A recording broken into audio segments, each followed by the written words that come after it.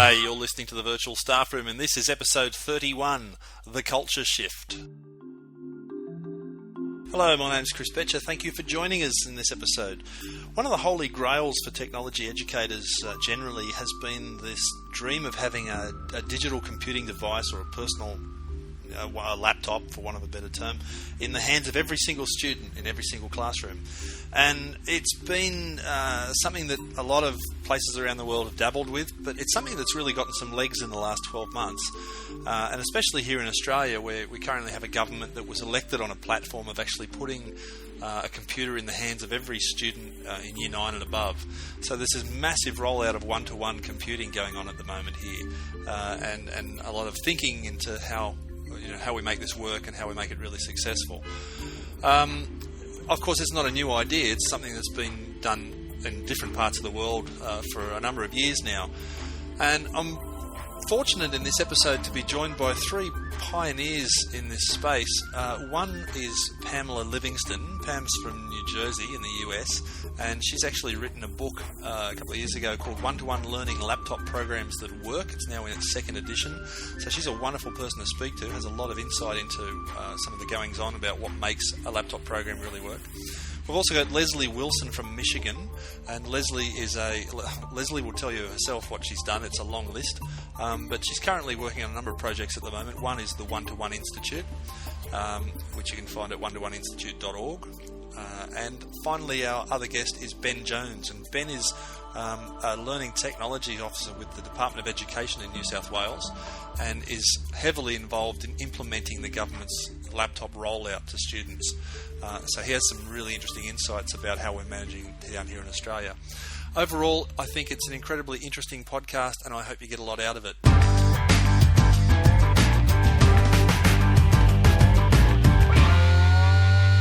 Well, thank you for joining me today on the Virtual Staff Room. And in the virtual room today, we have three other teachers from all over the world today. We have Pam Livingston from New Jersey. G'day, Pam.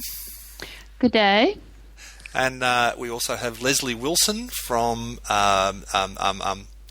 refresh my memory? West Bloomfield, Michigan. West Bloomfield, Michigan, sorry. For some reason I wanted to say Illinois, and that's not right. It's close by. Close by. And we have Ben Jones here in Sydney. Yep, sunny Homebush. Sunny Homebush. Excellent. Well, thank you all for joining me today. And the topic for today's talk is one-to-one laptop implementation. And here in Australia at the moment, we have a massive rollout of one-to-one computing to kids all across the country as part of a government-funded initiative. And so everywhere you turn, we seem to be talking about stories about going one-to-one and what it takes to run a successful implementation. And you three all have some experience in this area. So I'll just quickly, if you could just take a minute to introduce yourself and give us a little bit of your background and maybe where one-to-one fits with what you do. And we'll start with Pam. Okay. Well, I'm the author of the book One-to-One Learning Laptop Programs That Work, which was published for the first time in 2006 and then republished in 2009. At the time when I wrote it, I was head of technology at a school in New Jersey and working on my dissertation and studying my own students for the dissertation. At the end of the dissertation, I had about 200 pages. And so I pitched the whole thing to ISTE, International Society of Technology Educators, and they said, well, yeah, we'd love a book about one-to-one, but it's got to be about more than just your own school. So I started interviewing teachers all around the U.S., a few overseas, but I didn't pursue that because I didn't have enough data on that. And so I turned that into a book, and I profiled a number of school districts, as well as large-scale implementations, Maine, Henrico County, Michigan, Leslie's program over there, and several other schools, and turn that into a book about those schools as well as my own experience running the laptop program and a perusal of the studies and research at the time. And then I updated that in 2009. I'm also education technology analyst for Edison Learning, the headquarters in New York City, and we have charter and public schools all around the U.S. We're in about 27 states in the U.S. See, I knew there was a good reason we were talking to you. It sounds like you have got a lot of good things we're going to hear. Leslie, tell us a little bit about your story. Sure thing. I spent 31 years in public education in the United States. I served as a teacher, special education administrator, high school principal and assistant principal, and a central office cabinet position in a large metropolitan school district as an executive director of secondary education. I was recruited to co-lead Michigan's one-to-one program, the statewide program called Freedom to Learn, as Pamela noted, and did that from 2003 to the sunset of that program. It was a legislated $37 million statewide program where we had over 200 schools, over 100 school districts engaged, predominantly sixth graders, and we had a very comprehensive 360-degree program. And then our legislature initiated the genesis of the One-to-One Institute, of which I am now president. It's a nonprofit it's internationally service-oriented to help states, schools, districts, and we've also worked in some emerging markets to help them successfully think about, vision, strategize, develop, and implement one-to-one teaching and learning programs. And so the Institute is also engaged in research. We are right now co-authoring some groundbreaking research about really schools with technology-rich applications. We don't say one-to-one necessarily. What we say is that students have uninterrupted access to the Internet and preferably on a one-to-one ratio with personal portable technology. So this research is just emerging. We're just doing our data analysis right now. And it's very powerful about the lessons learned, what's happening in these rich schools that cause them, the critical factors that cause them to be successful where others are not. And so that's kind of in a nutshell what the One-to-One Institute is doing today and kind of my evolution through that process to be speaking with you this evening. Awesome. That's I'm really looking forward to hearing where this conversation goes. Before we do that, Ben, tell us about you. Okay, after those two bios, I do feel a little bit humbled. You feel humbled.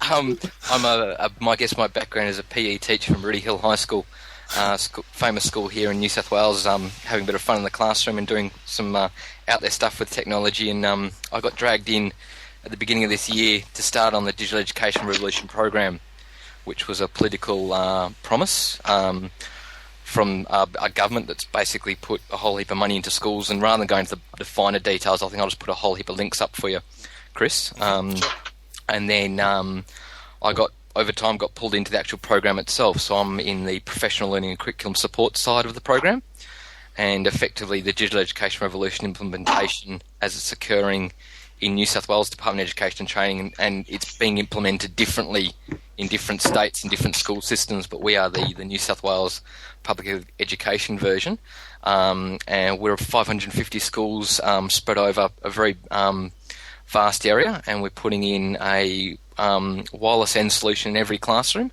So every classroom will have its own wireless N access point. That will be finished by the end of by the middle of this year, middle of 2010. And then we're giving basically a beefed up netbook to Year 9s last year. So we handle out 90,000 devices, give or take a few figures, to our Year 9 students, plus spare pool devices, plus 2 teacher devices. And then we're doing that again this year, and again the Year 9 after that, and the Year 9 after that. So the aim will be, at the end of 4 years, there'll be a laptop in the hands of every 9 to 12 student, plus spares in a school, plus teachers will have laptops, wireless in every learning space. We're also, depending on the size of the school, doing a technology support officer. So there's actually someone in the school, hands-on direct technology support. So it's not a computer teacher taking time off class to provide support when they've got time. It's someone whose full-time job is to be there to provide support. And then the final and the exciting bit is the stuff I really love, and where I'm involved is with professional learning and curriculum support. So we've already gone for a rounded model. So we've effectively got 28 million, give or take, again a few figures, over a 4-year program that will be for professional learning and curriculum support. So that's to support professional learning in schools, support professional learning at the state level, at the leadership level, but also produce digital learning objects and curriculum support materials to support teachers in the classroom. Wow. Wow. Can I comment on that?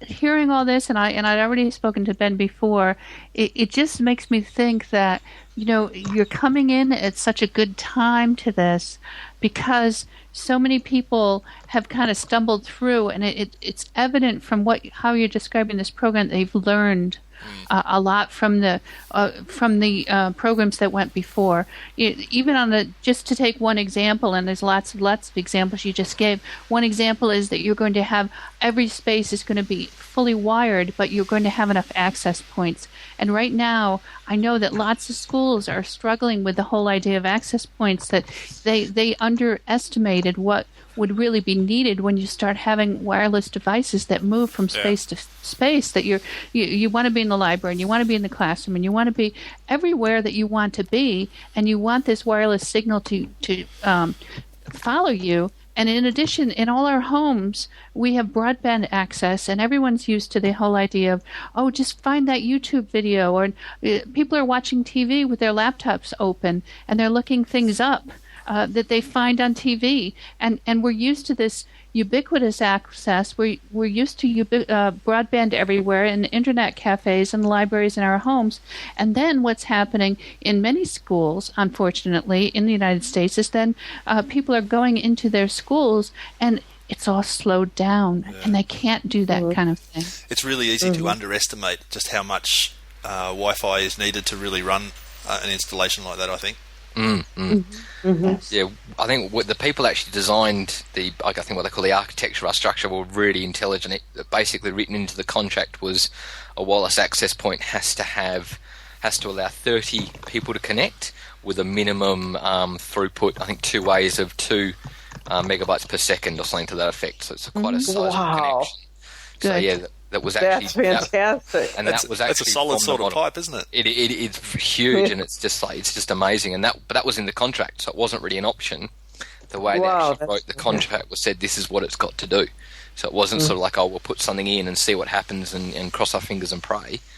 Which, as Pamela says, is pretty much what most of us had done in the past, and suffered through the log jams and the downtime, and then the fear and the danger that teachers and students would check out from the one-to-one experience because of those glitches. So, I think you're really to be applauded for having learned from those experiences and put things legally in place to ensure the success of access. It seems to me like there's been a convergence in, I'd say, the last 12 months, where suddenly all of the pieces that you need, all the technical pieces that you need to really make an installation like that work have fallen into place. That to do it 2 or 3 or 4 years ago, it was pioneering stuff. Yeah, definitely. It's true, and I like I like what you're talking about, professional development and the structure and the support and the curricular ideas you have in planning. I mean, it just seems like it's a holistic approach, and I think that's a great idea. And I think it's quite important for you to actually acknowledge it was the New South Wales Secondary Principals Council that came up with that, because originally when the money was first offered to schools, the secondary principal council said, we're not going to touch it, we don't want to know about it, because it was purely for laptops. It was basically technology funds. The government came around and said, look, we're going to give you lots of technology, and our secondary principals council turned around and said, no game, we're not touching that until we have the technology support, till we have the professional learning curriculum support, we have the wireless, we have the whole gamut, and that's where the leadership came from. So the secondary principal council got together with what we call the Chief Information Officer over here, and basically went back to the government and said, this is the deal we want, this is how we want it to work, and when we get it, we'll play with it. And then a lot of political touring and froing went backwards and forwards. I think that shows the power of actually the role of the leadership of the principals in that, to actually say it's one thing for all the techies to have all their brilliant ideas, but they've got to work with the principals to come back and say, this is what we want it to look like. It's good to hear that. I think that is unbelievable. This is Leslie. That is so much, and Pamela and I have talked an awful lot about this, but the area that I think is the deal breaker is this part about leadership, and where it does take a lot of leaders and the transformative leadership from, among the people who have the head jobs, if you will, to those among the teaching ranks where the real power lies within the classroom and among students and parents and community. But for the principals to actually engage and understand these, the background, the things from the back room, the technology people have some things in the back room, and principals ought to have other things in the back room, which means that they understand the necessity of the professional learning component, the necessity of an infrastructure that's effective and that allows, or even if they don't know the kind of bandwidth or what's needed, they know how important it is to have that in place so that their teachers can access and they can move it forward. The other point that I was going to make is you are in this place where it's so resonant to me about the places we were back in 02, 03, that there will be, without any question, incredible challenges. Maybe they aren't landmines, maybe they come close to it, but there are incredible challenges that will make it really hard to believe that there's a way past them. But we know, and Pamela's work demonstrates that, my work on the ground as a practitioner demonstrates that there are solutions for all of these things, and none of them are insurmountable given the will, the political will and alliance that obviously you have, and then this leadership factor that occurs and coming together as a team that know that those things are going to occur, that they're going to seem very painful and often insurmountable, but they are not once you use the good thinking and the unique expertise of the people involved on the ground. Yep. Definitely. Yep. No, it's good. And I've got to say, as an Australian, I'm pretty impressed with what I see going on down here. Even though I still read the occasional things. I was reading a blog yesterday where someone was saying this is nothing more than a recipe for pain and disaster. But but I just think there's always going to be naysayers. I actually think those naysayers are quite important because, like anything, you need to be challenged. If we came out and did this, and it's quite important to listen to them on the right level. And sometimes it's what they're complaining about is a little bit misguided, but some of it has some interesting insight also to how we need to move forward, because things are going to be changing. What we're delivering today in 3 years' time, I hope is totally different, because if we're still delivering the same stuff around professional learning and curriculum support to teachers in 3 years' time, we're lost. It needs to move forward. Now the technology is there, and it's at that very sort of nurture level, but then we really should be pushing those boundaries in 3 years' time, and that's quite important. But also to acknowledge there will be some people that won't follow this. Yep, that's right. Exactly. We are going to have some teachers that aren't going to, they'll get the laptop out occasionally because maybe the principal's observing a lesson or because it might fit in with their lesson, but they might very rarely get the laptop out. And I still think that's quite important. We need to acknowledge there are different learning styles, there are different teaching styles, and as long as they're acknowledging the laptop exists, but they're also providing opportunities for students to say, look, here's some research for you to go off and do, and we've got the technology. But, that's fine. Yes. But, one thing I just want to add to this, I absolutely agree. I was very fortunate in about 2005 to interview Seymour Papert for my book, and he's my hero. Oh, mine too. And I actually threw aside the questions because he was so outside of the box that my questions made no sense. I just kind of let him talk. I'm sure. But I want to just quote the exactly what, which is from my book. He actually, and it's kind of relevant. But I asked him kind of, what he learned about this whole thing, and he said that numerous little lessons acquired from this will be useful, but I can mention a specific big one from each of the 4 stages. He said, start with visionary political leaders rather than educators. Now, that's a little controversial, but still, we're talking about leadership, aren't we? Then he says, expect opposition and know that it can be beaten. And I like that idea. And definitely. then he says, expect the toughest educational challenges to come not from opponents, but from supporters of the idea who tame and dilute its impact in order to make it work smoothly. Yep. So, and that was, of course, Maine, which at the time was the biggest implementation in the United States, and maybe the biggest one at the time.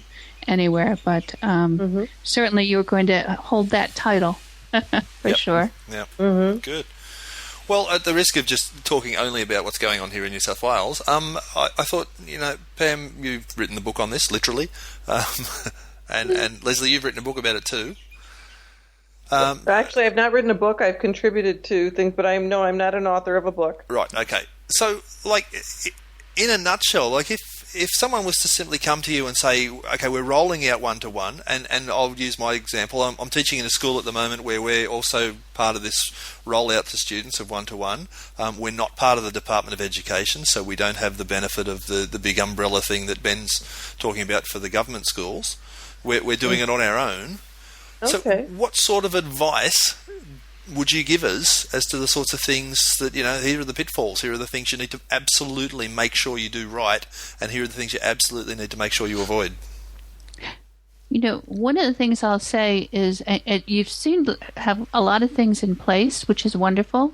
But I would say in general, and this is kind of a on-the-ground kind of basis, respond to the opposition or the resistance right away with education and communication. Don't let it, kind of sit there. I think that in general, and this is all organizations everywhere, tend to under-communicate. Right. And the problem when you under-communicate is people make assumptions then about what that means. Right. So, and really you're probably under-communicating because you don't have the whole picture yet. Sometimes it's better to communicate the partial picture and say to everybody, we don't have the whole picture, but we can tell you right now, this is what's happening.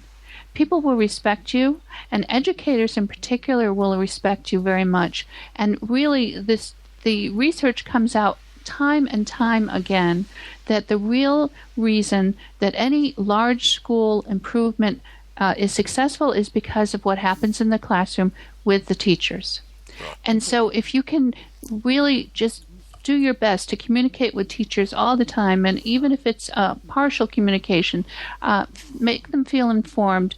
Also, the profession of education, I know we're trying to break down those walls in the classroom, but it's still somewhat of a partly solitary exercise that a teacher has in the classroom with their students. We're doing more and more breaking down. We're more and more flattening the classroom, but still, there's still an awful lot of the school day that just is the teacher with the students. And so they're not always connected. And then in addition to not be communicated and to not know what's going on, is something that will unfortunately have legs in ways that you don't want it to happen. And the other thing that I would say too in general is there will be a lot of excitement and impetus in the beginning. There'll just be all sorts of things. Wow, this is so great. This is so great.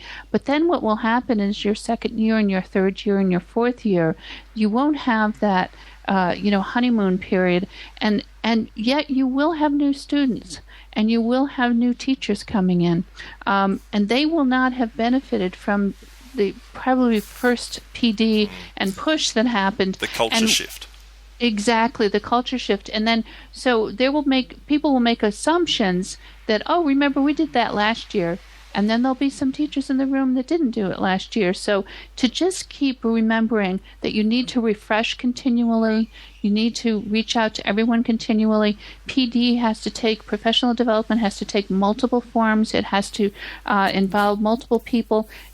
And because there are adult learners, and I'm a big follower of Malcolm Knowles, you really have to respect your adult learners. You have to respect their need to be involved and to have time to reflect, and for it not to just be something that happens and then happens in the first year and a little bit less in the second year and less and less. Yep. So my comments would be, first two things that come to my mind were the leadership and communication, and just to add a couple things to Pamela's comments on communication. But that's what we found, obviously, in our Michigan program. There were many superintendents these are the CEOs of our school districts, who were very upset about $37 million state dollars going toward a one-to-one program. And so in order to garner support. They should come down here where there's been $2 billion. Really, when I think about it and what we went through, it's to me not even fathomable how you would engage that conversation. But what we did was really launch this consistent, ongoing, honest communication campaign with every stakeholder in the state of Michigan. We had an oversight team that oversaw the project. We had a top executive level committee that included the governor and her staff, the Teachers Association, the union representation, and all the key stakeholder groups in the state. And then we had advisory committees for professional learning and some of the other subcategories, the program evaluation. But the constituencies communication that we gave, and it was often speaking at state conferences in front of these groups, often receiving unbelievable, terrible comments, obviously, about the program and the waste of money and so on and so forth. But we just kept stridently showing up, talking about the message. And in the message, we talked about the research, which was not that broad-based at the time, and it really had not been aggregated at the time as much as it is today. And even though it may seem like a dearth as we speak today, there's so much more now of evidence pointing to the efficacy for student learning, for pedagogy, etc. And so we kept talking about those things. Here's what we know. Here's what we've learned. We also did a lot of assessment as we went through it. Summative assessment, things that we found out now, anecdotes, observations that we shared with people about what we were seeing. We also managed the expectations that by virtue of the fact, and I think you said earlier, Ben, or maybe it was Chris, this notion that this is an education initiative. This is not a hardware-software initiative. Yeah. And so we really changed the conversation about that every single chance we got in every medium there was to talk about education, to talk about how this can transform education, how and why. So that communication piece was continually front and center in every avenue in front of every group and stakeholder. Yep. And the second is the leadership, and much can be said about leadership, but the point I want to make here is this, that you're right, Ben, that there truly will be people who jump on, who engage, the fence sitters who come forward, and then those who dig in their heels. The point is there are really two kinds of there's different magnitudes of change that we experience as human beings.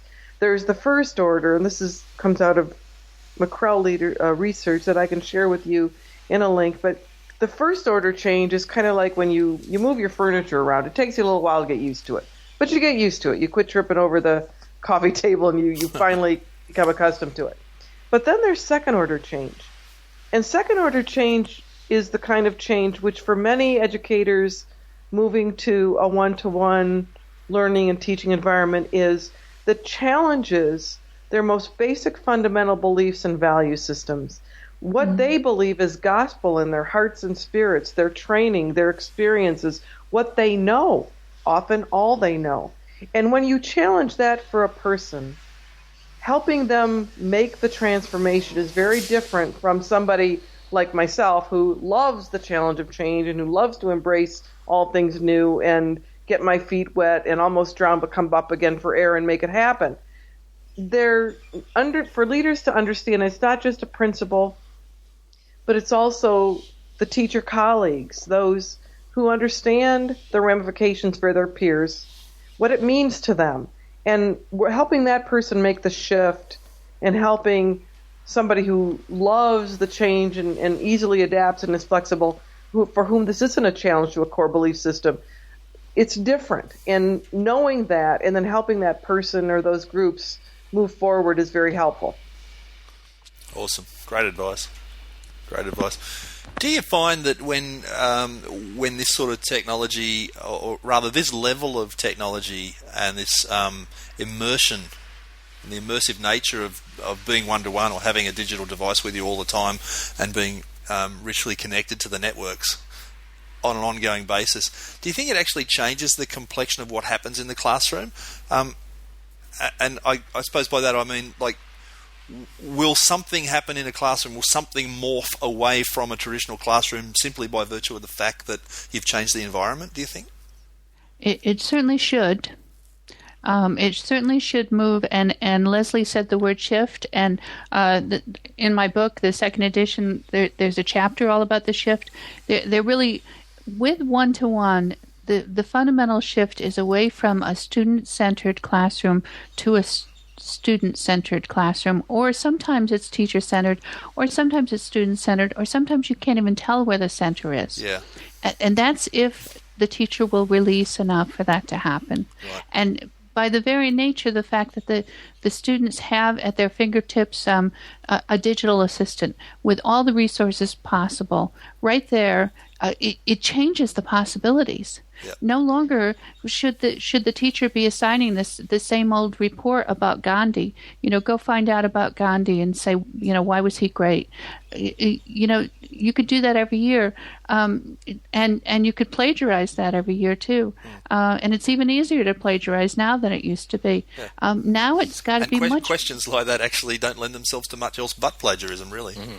They don't. They really don't. And then it just becomes, which child can change a few key words the best, and not get caught that it's really just a rewording of the 5 sources that they found online. Everything has to change if it's done the right way. I was in Israel in 2007 because they asked me to speak to their teachers that they were piloting laptops there, and then I toured these 6 schools that had laptop programs around Israel, and the teachers there, and they have much larger classrooms than in the U.S. They often will have a classroom of 40 students easily with one teacher, and some of the teachers said to me, we're really tired right now, and I said, why? And they said because they've completely revamped their curriculum. Completely revamped. And I said, do you know how admirable and how unusual it is that you've completely revamped your curriculum now that you have laptops as a possibility? Because in the United States, where I come from, people are retrofitting. They're not revamping. And you're doing the right thing. You're revamping. You're reconsidering everything from the ground up. And that's an excellent point. That, Pamela, that is you're so on point. What we learned across the country, there's an incredible danger. Maybe just think of this, that having the devices and even having ongoing professional learning does not guarantee the transformation. No. We have seen far too often where having the devices simply becomes another tool in the classroom, and pedagogy has not changed and learning hasn't changed because, as Pamela just noted, in Israel, as they're revamping their curriculum to adapt, to infuse, to really meaningfully integrate the tool so it becomes ubiquitous, it becomes invisible in that classroom. So as you consider your professional learning, be mindful of really helping the teacher make that transformation to authentically engaging that device and not having it be just another thing in that classroom and it's still business as usual. Yeah. Exactly. And that's the big challenge. What will you do with all this power? And how will learning be different? Yeah. That's tough, isn't it, when certainly in our system, there's a lot of fundamental things. And this is, if I have a criticism of what we're doing here, we're doing wonderful things with the implementation of it, but at the heart of it, there's still, there's still an exam at the end. There's still right. certain givens about the way we measure success in education, and I don't because necessarily it's a process. know. Yeah, it's really a process. I fought the kind of the sadness about what you just described a few years ago when I witnessed the same kinds of things, and obviously in our state, in our country, that becomes very tacitly oriented toward a student assessment. However, given that, it is possible to create that learning and teaching environment where those outcomes will happen. Yeah. But they don't have to be designed in terms of a regurgitation effect. When a child learns how to problem solve, learns how to find solutions as a team or independently, you begin to tap those skills that they need to have in order to respond accurately to examination questions, if you will. Absolutely. And so the change in that environment, the change in becoming a learner-centered environment where that learner becomes the director, the motivator, the self-ascribed pursuer of knowledge, research, and information. There's created this thirst and this desire to grow and expand, and even on occasion is needed to remediate. Right. Because you have instant feedback, it becomes very personalized, and that's really the direction you want to go, this individualization, this personalization of the program. Exactly. I completely agree. And in addition, it's not just about finding information, because information is everywhere and anyone can find it. Yeah. Anybody can find it. It is no longer like when I was in school that you had to know all sorts of things in order to find information before you even found the information. It's just out there. You can get it any way you want to, very, very easily. The trick is, are you going to synthesize that information? You're going to turn into something different and new. And that is what is needed in our global economy right now, because just finding information isn't going to take us anywhere. Yep. Creating new information and building on new information and solving big problems that we have with the information we have, and taking that data into something that's meaningful that you can synthesize, that's what's needed, and that's what students need to do. And that's what we have to get away from, this old idea of it's about information literacy. It's not about information literacy anymore. Information synthesis, taking something new, and then becoming digital citizens and preserving and protecting and projecting your identity, being aware of what's possible out there, becoming good digital citizens in this world that's flat, that every single newspaper out there has a comment section, and then what happens during that comment section? Well, I don't know about over there, but in the U.S., it's all about people getting all sorts of crazy emotional comments and putting down each other. I mean, this can't be what our students do. And so educators have to rise to the challenge of helping the students become the synthesizers of this new information and taking the new paradigm forward. Yep.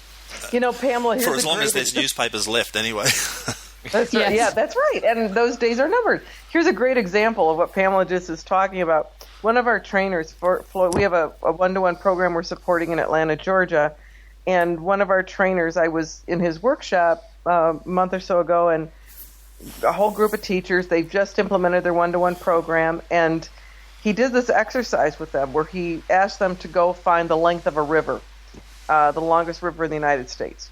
So they go out and they find the length. Well, if you go on the internet, you're going to find at least 5 or 6 different answers for the length of this river, as it turns out. So his point to the teachers was exactly what Pamela said, is that your students are going to have 25 answers to that same question you asked. Mm. So and then the discussion moves off into, well, how do you measure that? And, well, what techniques can you use to measure that? And how do they work? And suddenly you're in a whole other sphere. Yeah. Exactly. Mm-hmm.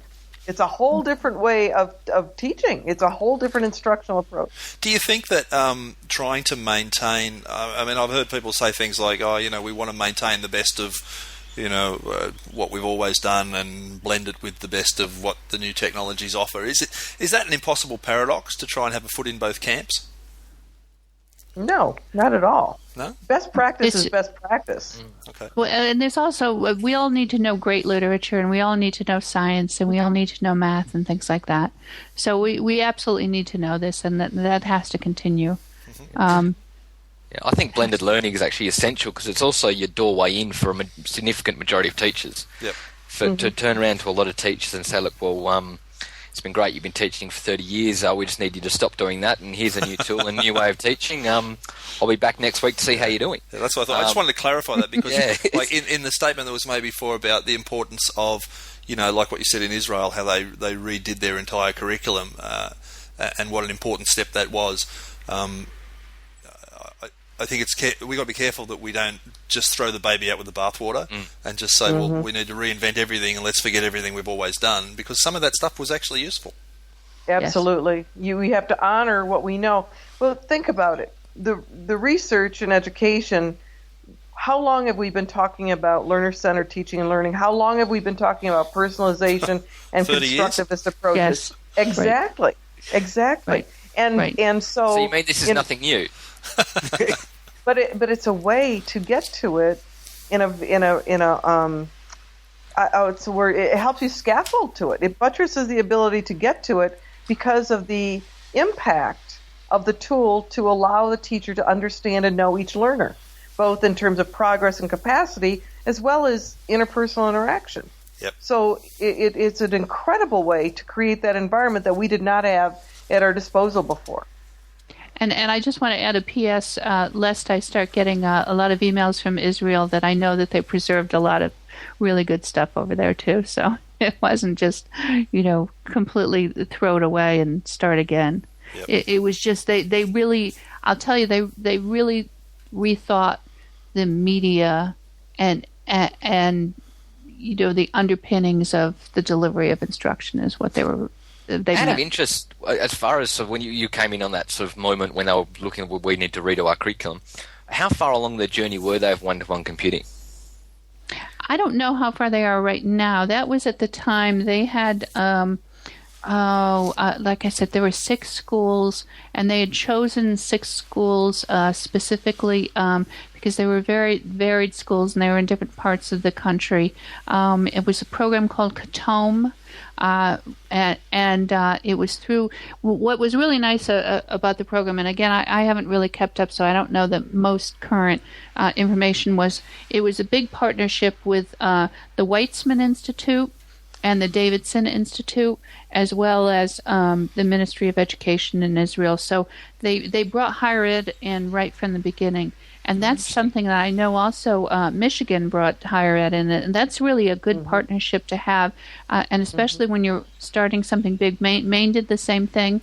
To have higher ed researchers with you all along and helping and thinking about it, and then having grad students involved as well as seasoned researchers, and then as you're doing everything, you're getting the research happening at the same time. So I don't know if that's happening in Australia or not, but it's a really smart thing to do, because then you learn so much, and you learn it in a way that the qualitative and the quantitative experts can really set up the right things. So, but just thinking time though, how long have they been doing one-to-one at the point when they were going, like, we need to rewrite our curriculums at the first year, the second year? They've been doing it 4 or 5 years, or? That was about the first or second year. Okay, so it's really early. It's interesting that they're so early on in the piece. Yeah, they just really rethought how they were delivering instruction, because they said, we've got something new and different here.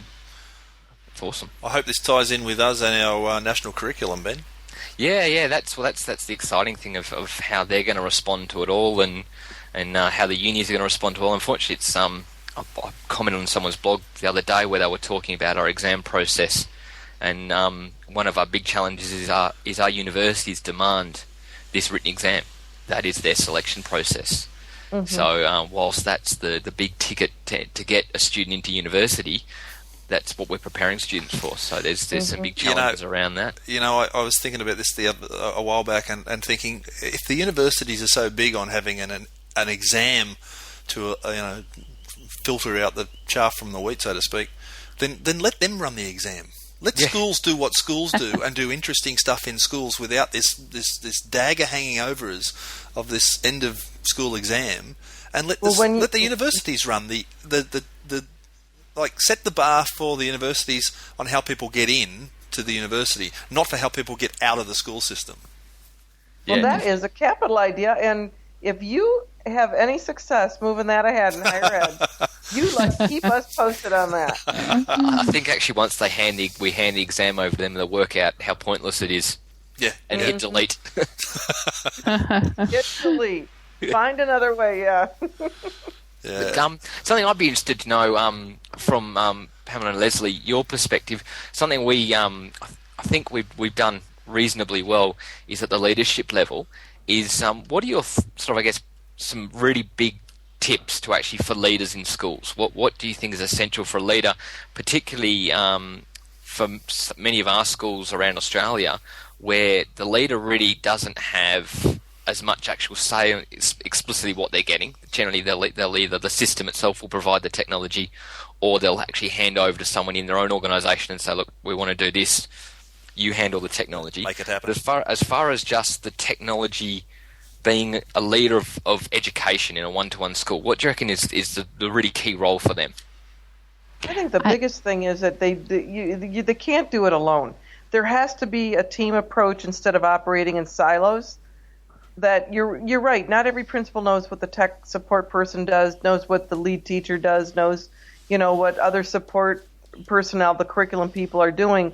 But if you come at it together from a common conversation, consistently organized and scheduled to do it, both online and face-to-face, I think that's the first ticket to a smooth leadership transformation. So you have these key leaders together talking about it, sharing their information, understanding the tough spots, understanding the successes, and being able to communicate together to help move this forward, both in terms of troubleshooting, but even more importantly, how do we do this together? What are each of our touchstones, each of our expertise? What do we know about the significance of moving this forward?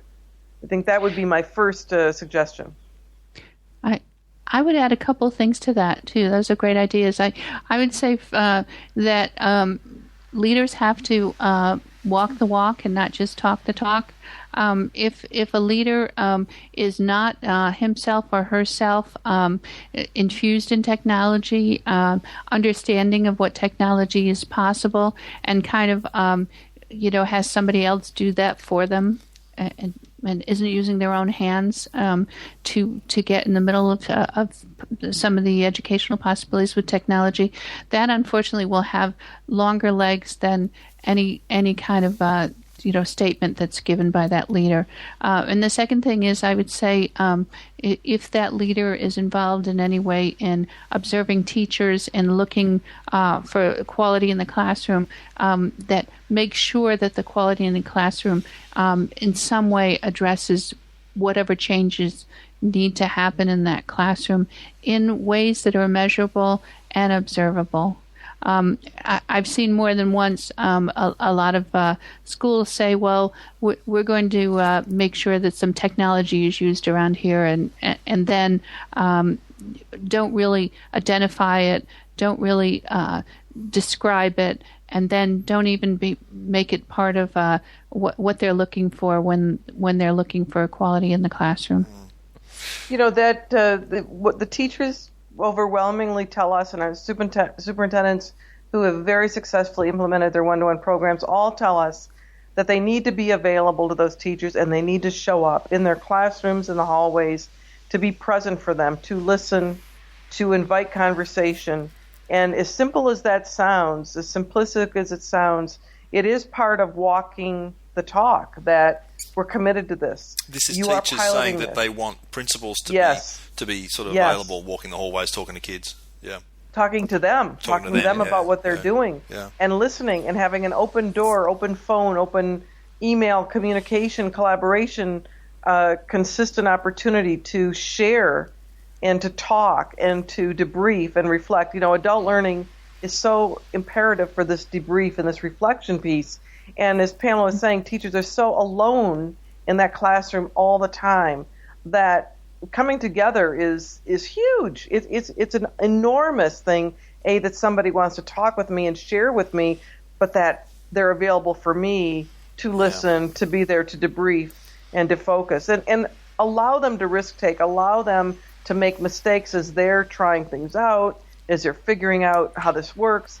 They're going to make a lot of blunders. And one of the things we learn tremendously is the sense of vulnerability teachers have when their students know more than they do about the technology that they might be using. Yeah. And this was when I was a high school principal, I learned this long before the one-to-one, when we were infusing a lot of technology in our new high school.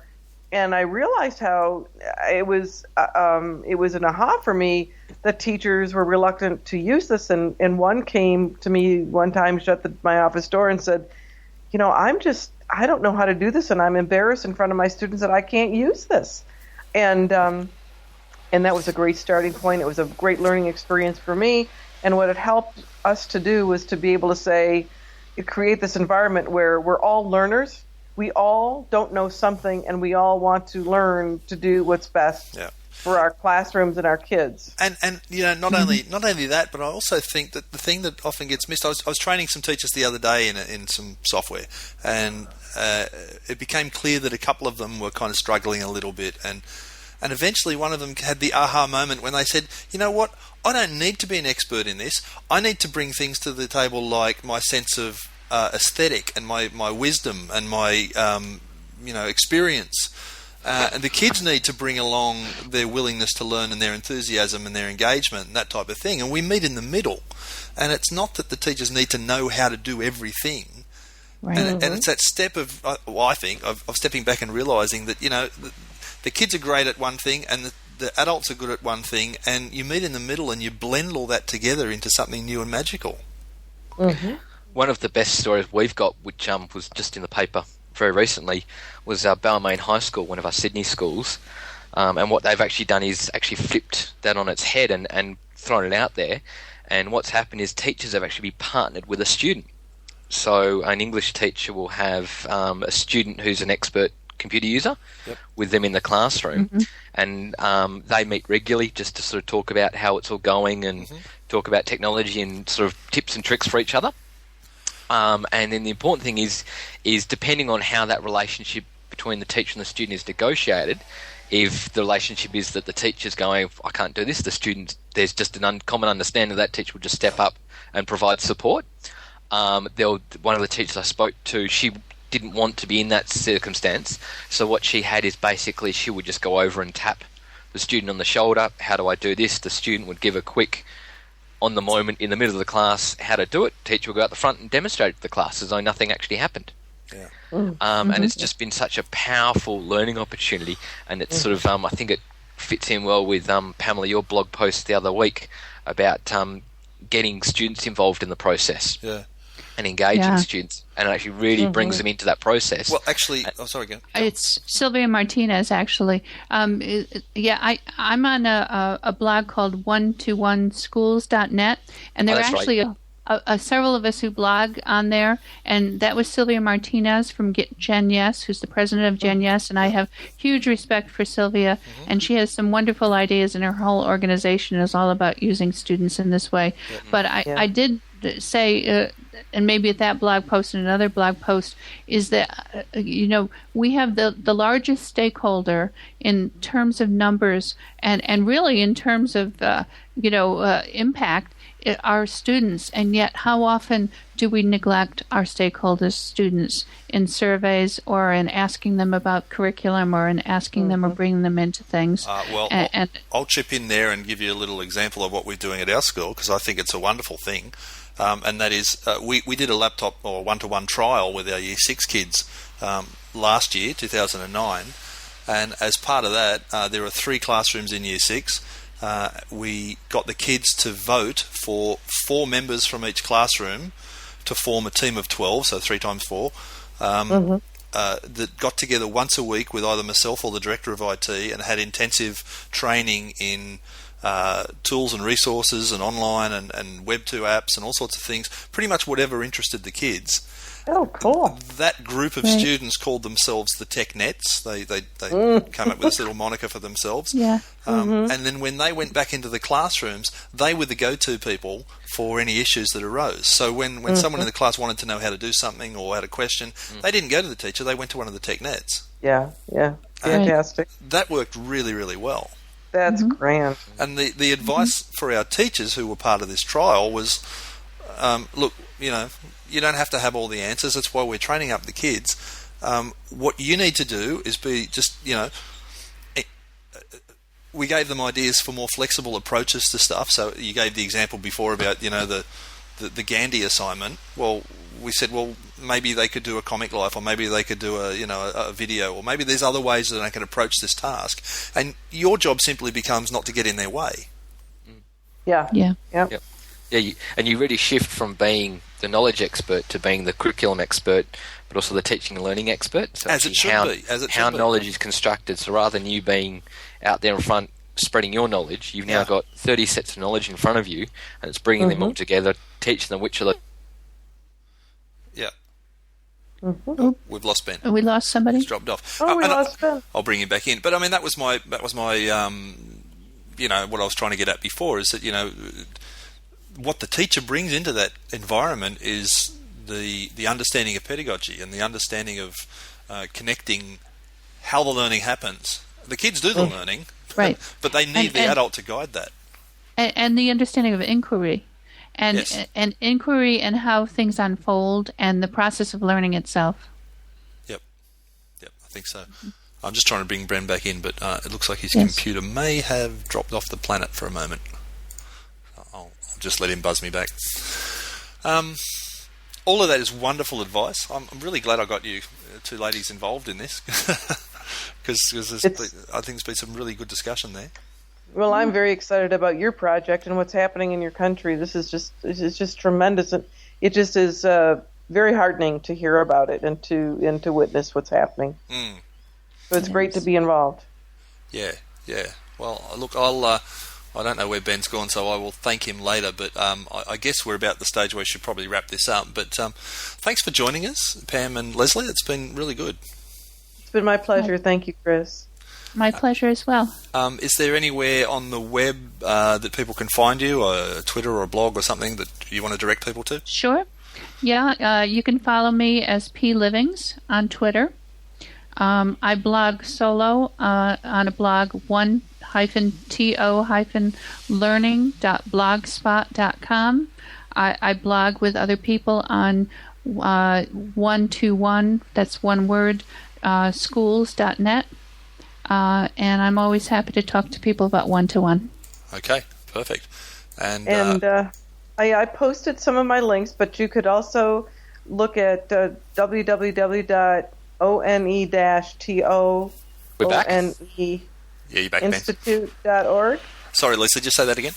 Oh, certainly. Well, actually, I posted it on the wiki, so it's there. All right. And also the digital learning environments. I blog on there every other week, and as do a number of other people that I think people might be interested in seeing. And then to look at the Project Red findings, www.projectred.org, be of interest to you for that research that we're doing. Excellent. Fantastic. And Ben, you dropped off the planet there for a bit, but you're back in now. But we're just wrapping up. Is there anywhere someone can find you on the web, either blog or Twitter or wherever you want to direct them? Ben Paddle Jones everywhere on Twitter, on EduBlogs. I'll put up my links for you to throw up on your site. So find me all over the place. Thank you. And Ben Paddle Jones, as in paddle what you paddle a canoe with, because you are a mad keen kayaker, correct? Yes. Yep. Excellent. Fun. Oh. All right. Well, thank you everyone for joining us. Really appreciate your time, and look forward to chatting again in the future and letting you know how all this pans out. Great talking with you again, Pamela. Yeah, okay. Thanks so much. All right, good day. Thanks, Leslie. Good Thanks, day. Pamela. Bye-bye.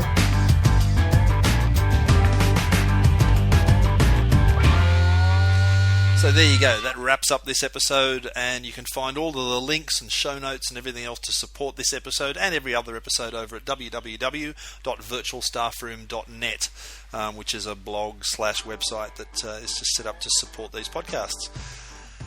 Hope you enjoyed the episode, and again, just thanks to Ben and Leslie and Pamela for joining me.